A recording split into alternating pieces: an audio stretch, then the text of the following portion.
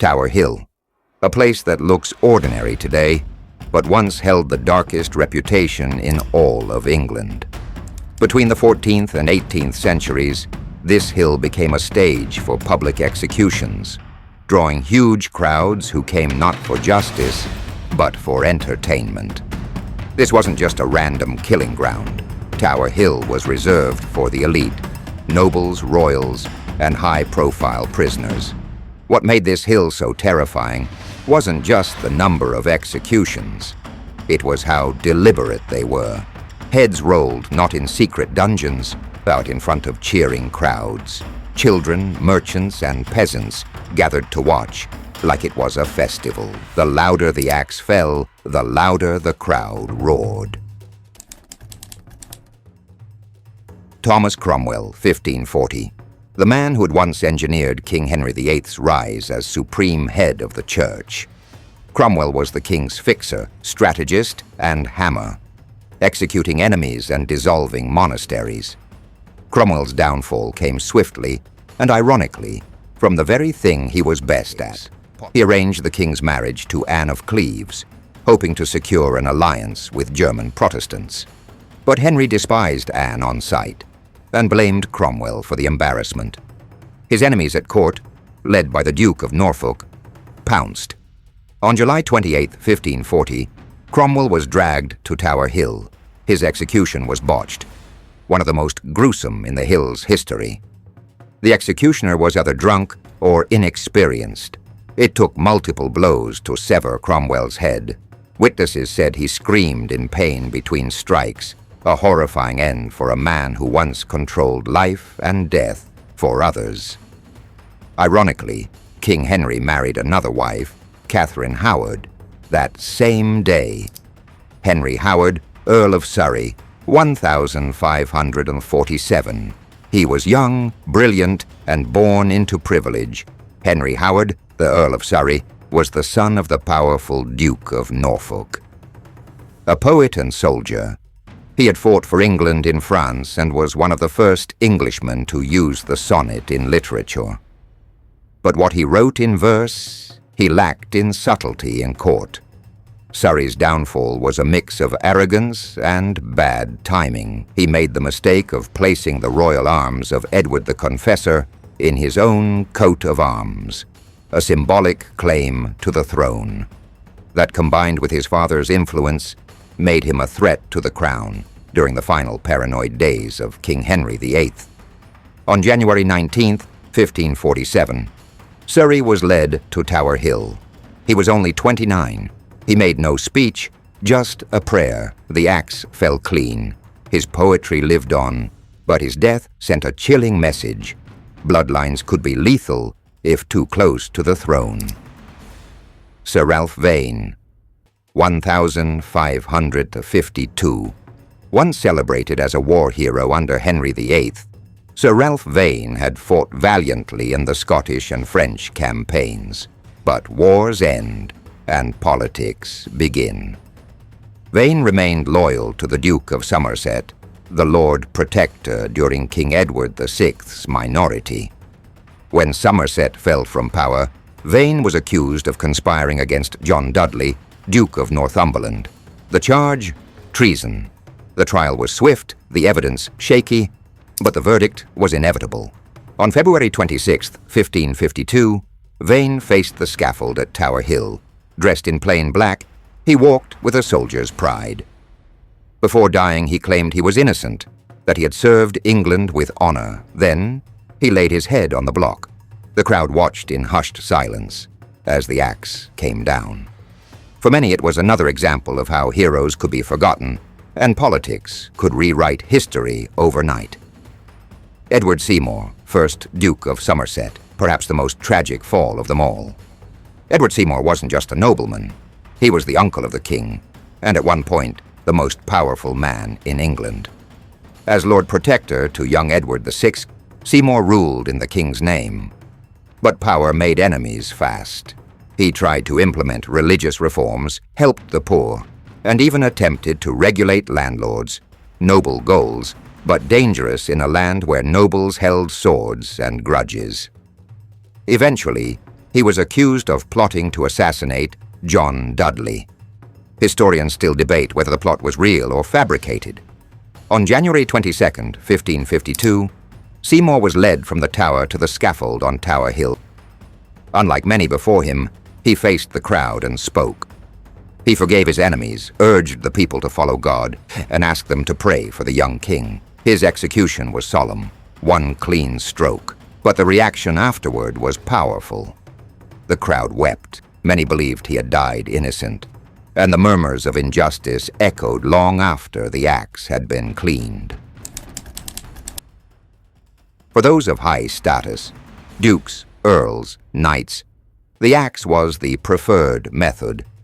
It was seen as honorable, though there was nothing merciful about it. The victim would kneel, place their neck on the chopping block, and pray the executioner was skilled. But often that wasn't the case. Take Thomas Cromwell. It took several brutal swings before his head finally fell.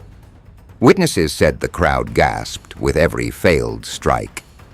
His face twisted in pain. His screams echoed across the hill. And in that moment, England saw what happened when the king's fury was greater than a man's service. Even the most powerful could suffer.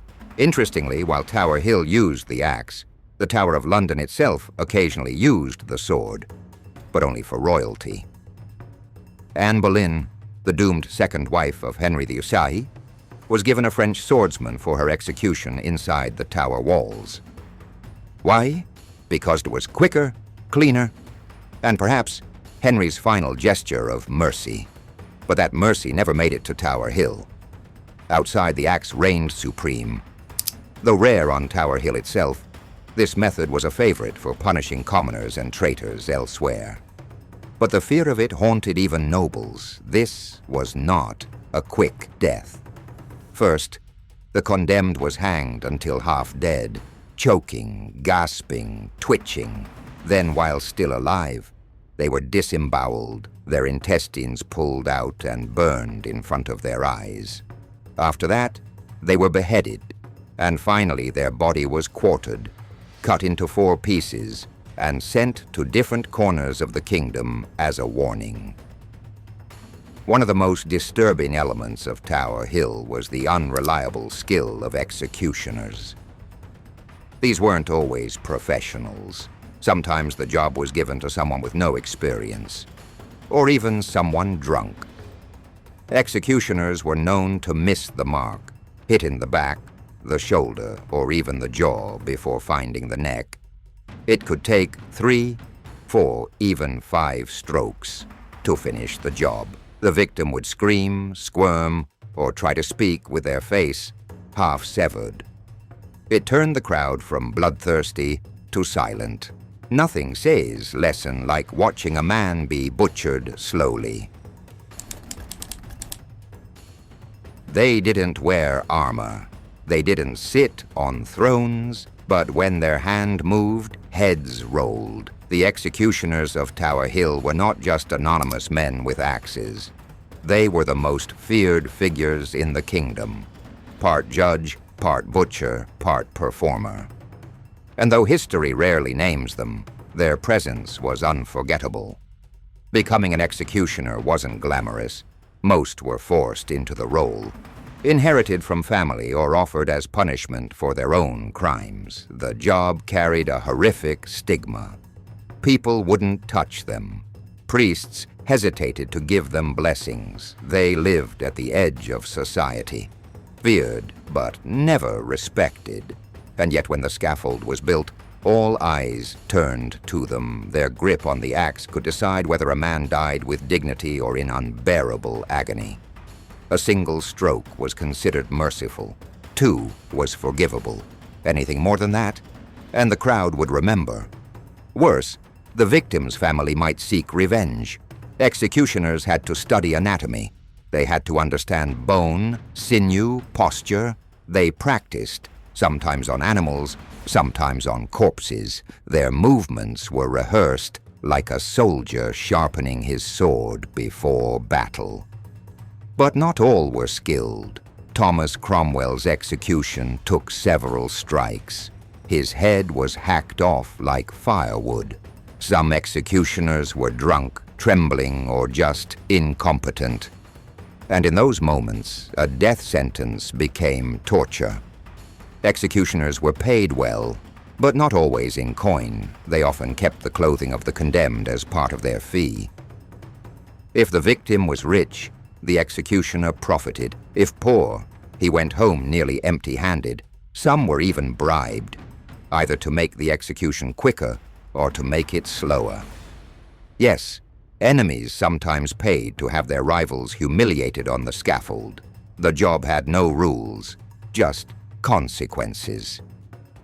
Many executioners turned to alcohol. Some disappeared after a particularly gruesome killing.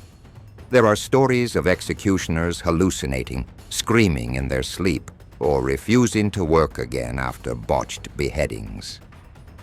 One executioner was said to have dropped his axe in tears after killing a young nobleman. Another confessed before his own death that he felt every blow in his dreams. Tower Hill didn't just break necks, it broke souls.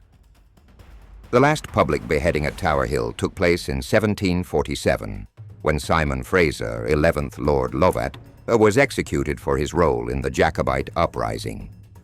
He was old, weak, and defiant to the end. Thousands gathered to watch, and even a spectator stand collapsed under the weight of the crowd, killing about 20 people. Ironically, more people died watching the execution than during it. That tragedy marked a turning point. Suddenly, the violence wasn't just on the scaffold. It was in the stands. It was chaos, senseless, and for the first time, the crowd felt shame.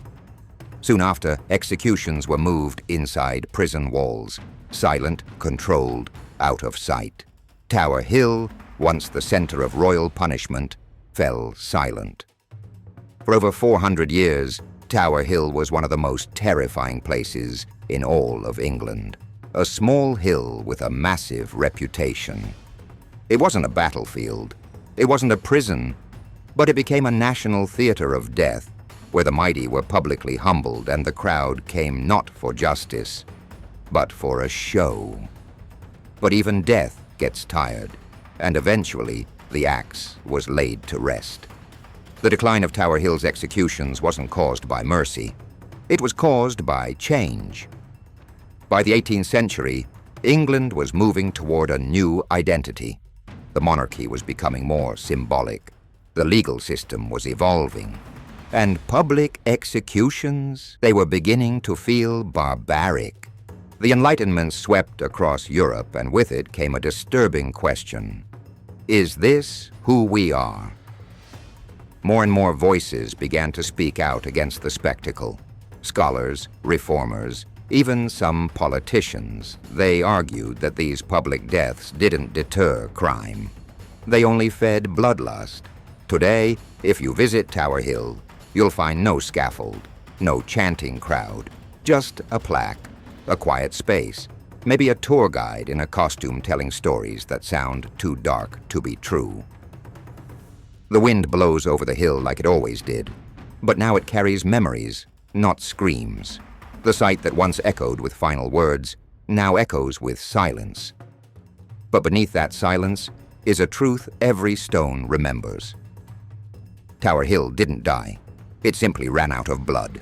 The end of executions at Tower Hill wasn't just the end of a location. It was the end of an era. It marked a shift. From fear to law, from terror to justice, from spectacle to dignity. And while the blade no longer swings, the shadows it left behind remind us. Power always ends with consequences, and even the loudest regime eventually whispers.